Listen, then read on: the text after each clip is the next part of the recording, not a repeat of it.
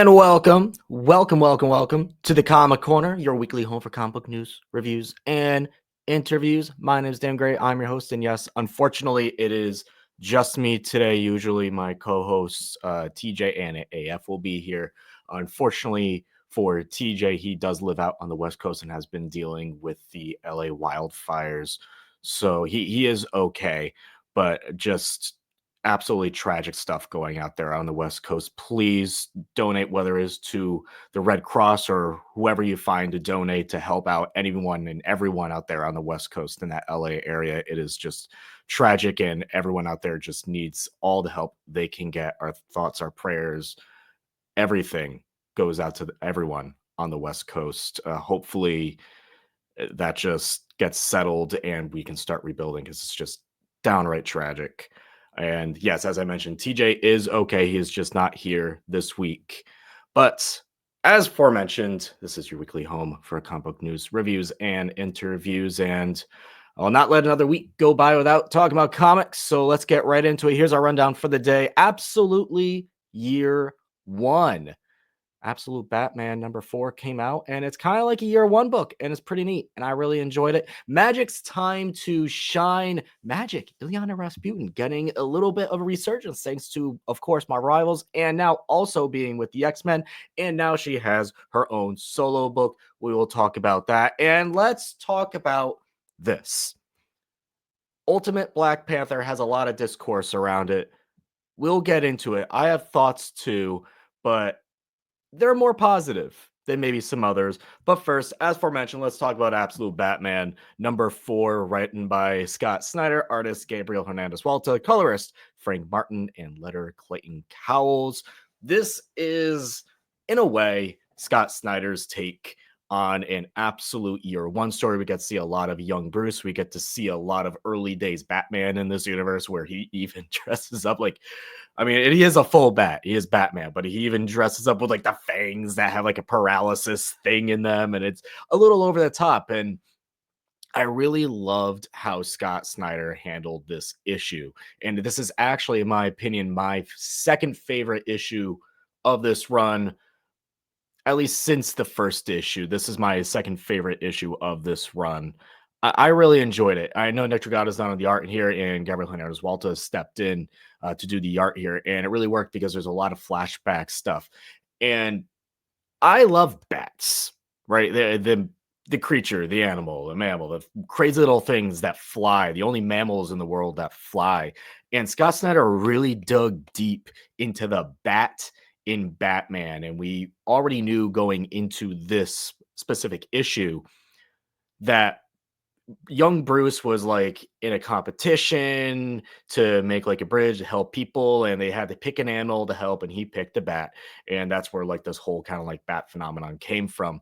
And I just love the bat allegories throughout this entire issue. I really truly loved it, how they're resilient, they're adaptive, and how this Bruce in particular just needs more and more and more, need to show more and more and more. And the influence of his father on him as a young child, and how that obviously really traumatized him. I just thought this entire issue was great. A little bit confusing for me personally because there's a lot of back and forth in time jumps where you see him as a very young lad, then you see him early days Batman, and then a little bit of now. So a little bit of a harder read, at least for myself. Maybe for some other people, they had no issue with it, and that's awesome. But I really enjoyed it. I really like this issue. I'm very interested to see where we are going forward, but I love this issue and even the previous Absolute Superman issue, where we're going back to see the early days of these characters, of Superman, of Batman, hopefully more of Wonder Woman going forward as well, because that's the type of stuff I'm really liking about this Absolute universe, is seeing them, how their younger lives, the changes there have changed them now. We already see the changes now. I want to know how that kind of happens. So yeah, Absolute Batman #4, absolutely really enjoyed it. I think this may be my pick of the week in terms of comics that came out this week. This may have been my favorite, but Shouts out, hats off, because after that first issue of Absolute Batman, when I was on such a high on this book, and then the last two issues are like, all right, they're fine. They're really going deep into like this story that they're telling, but we go back, get a little bit more origin. I really appreciated that. Absolute Batman. If you haven't been checking out these Absolute books, do so. They're some of my favorite things DC has been putting out by far. From Marvel, wow, from DC to Marvel, from Absolute to Ultimate, Ultimate Black Panther has, for some reason, had a lot of hot talk about it. And I think I boiled it down to, after talking to a few folks about the pacing of it all. And Brian Hill has come out on social media to discuss the pacing as well. And the pacing for me doesn't bother me. Like, I understand, like, for a lot of things, it will definitely be read better in a trade format when you're reading one after another, and the pacing of it all doesn't bother me. I think also a part of that is because I got onto this book a little late.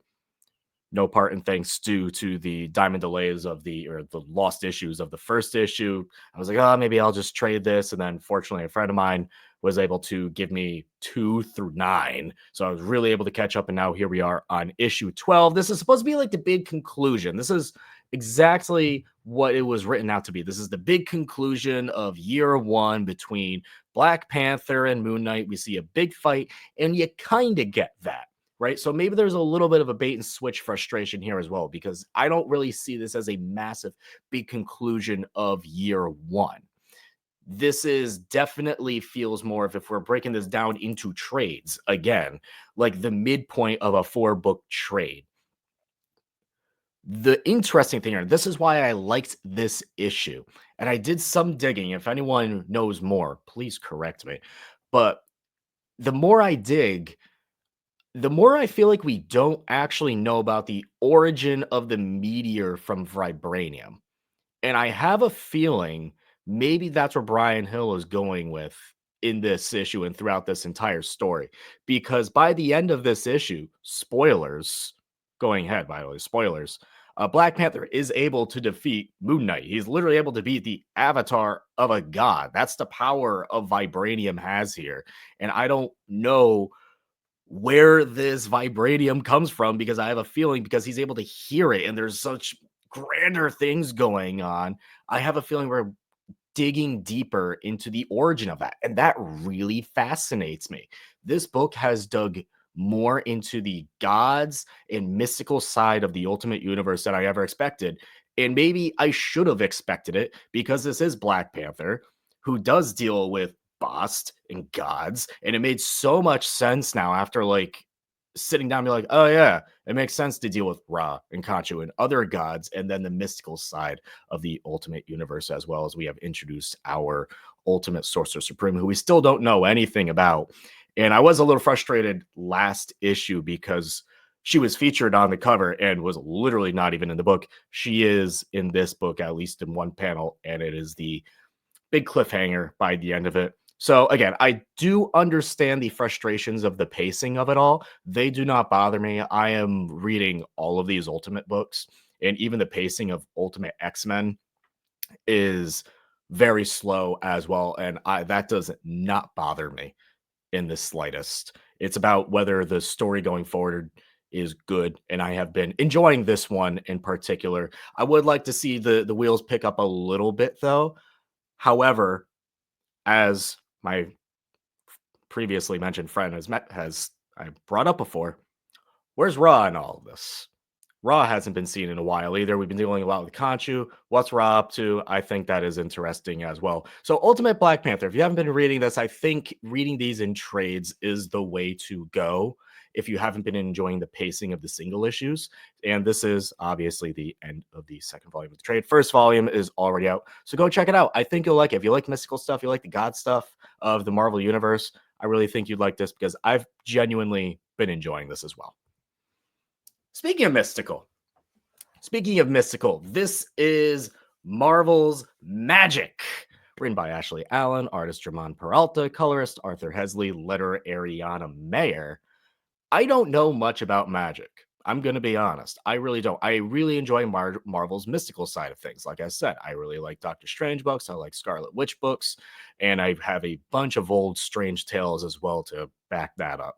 I really enjoy Marvel's mystical side. And Magic is a character more or less because of the X Men mutant side that I haven't really dug deep into because mutants are just not my thing. The X Men are not my thing, and every now and then I try digging deep into it. I tried getting into this current X-Men book, but in reality, it felt more like more of the same, more of the 90s classic stuff. And that's just not my alley. I really enjoy the Krakoa stuff, however, especially the Hellions run. Really like that. But this book, Magic, I really don't know too much about Ileana Rasputin. I really enjoyed this first issue. I think it's great for longtime fans of Magic, but also, of course, as it has to be with an issue one, good for new people coming in. But it does not mess around. You're thrown right into her world, and her world is, crazy, limbo, mystical, little bit of X-Men vibes going on as well. I enjoyed this first issue. I thought this was a pretty decent start. And actually, we mentioned this terminology a lot. It piqued my interest. I am going to be retaining at least until the second issue because I want to know more about what's going on with Magic and this little situation that she was just happened to be randomly thrown in. I find it very interesting. The art in here from Jerome Peralta is fantastic. There's some panels that are just jaw dropping, amazing.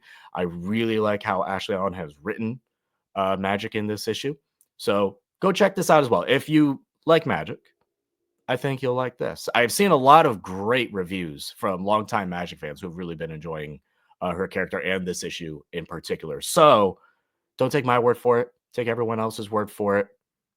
I think you'd like it. Last book of the week, Christmas 365 by Mikey Way, John Rivera, artist Peter Kowalski, colorist Brad Simpson, and letterer Josh Reed. This is the second issue here from Dark Horse, and this book is not what I expected. I was anticipating after the first issue. So here's a little bit of a rundown. There's essentially a guy who's kind of had a little bit of a falling out with his family. He's been focused too much on work.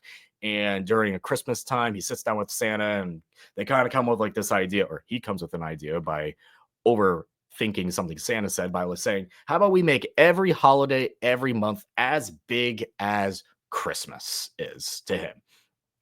So that means you go all out on New Year's, full blown celebration, full blown feast, everything. Maybe throw a Santa in there as well. Same thing with Valentine's Day, same thing with St. Patrick's Day, so on and so on.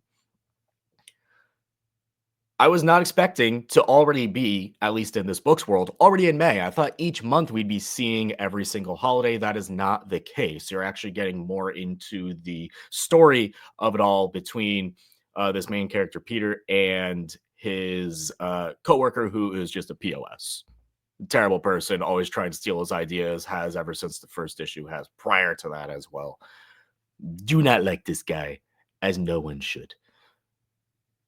Art in here from Peter Kowalski, very good, suits the vibe. But yeah, we already see at this point, we see what they did for New Year's. We see what they did for Valentine's Day and St. Patrick's Day and going for Memorial Day. Like, you're trying to find some crazy holidays going on throughout the mid months that, some months just don't really have any big things, and Easter as well. It's solid. I'm having a lot of fun with it. There's a pretty fun dynamic I wasn't expecting between the father and the oldest daughter. How the oldest daughter has kind of made a very popular YouTube channel called Christmas 365, and that's how they're kind of funding all this because it blew up overnight. Seeing their dad build all of these crazy things and hijinks ensue because there's some weird cursed figures in all of this as well, like there's this cursed doll aspect that we still haven't fully unraveled yet, but there's some weirdness going on there. There's a little bit of a cursed holidayness going on there that I'm very interested in. But Christmas 365, yes, written by Mikey Way, John Rivera, Mikey Way, bassist and brother of Gerard Way of My Chemical Romance. So there you go. Christmas 365. I think you really like this. It's a very fun book. I could tell this is going to have a very emotional payoff in the end. So I think a lot of us can relate to, trying to get together with a family, maybe a falling out with a family, friends, whoever it is, and maybe one last hurrah to try to get everyone back together. I think that's pretty relatable and very well written, very well drawn. Solid first 2 issues. All right, next week's polls. We have a pretty solid week next week. Action Comics is back, no longer doing the weekly run from Mark Waid. We're into a whole new story arc that is monthly again. Nightwing number 122. I've really been enjoying this new Nightwing run. Nightwing is my favorite DC character, and I think this is I don't want to say return to form, but a return to some of the Dan Sealy-ness of it all. I really enjoy, or the Tim Sealy-ness of it all. I really enjoyed that. And Ultimate Wolverine number 1. That's the big book, everyone. That's the big book. Ultimate Wolverine number 1. What if Wolverine was also the Winter Soldier? Speaking of Magik, speaking of Colossus, he's kind of being controlled by those two over there in the Ultimate Universe. And I am fascinated to see the story and the world that's going to be developed over there on the Russian side, the East Asian side of the Ultimate Universe. It's going to be very fascinating. We already saw a little bit from the Ultimates 1 year in, I believe. We saw a little bit of this story being played out there, and I really dug it. I think it's cool. It's going to be violent, classic Wolverine, but obviously with the twist of the Winter Soldier kind of thrown in there. So that's it for this issue of the Comic Corner. As always, if you like, comment, and subscribe, please do so. And if there's any books you want us to talk about and review or check out, please let us know in the comments. Until next time, everybody, stay safe.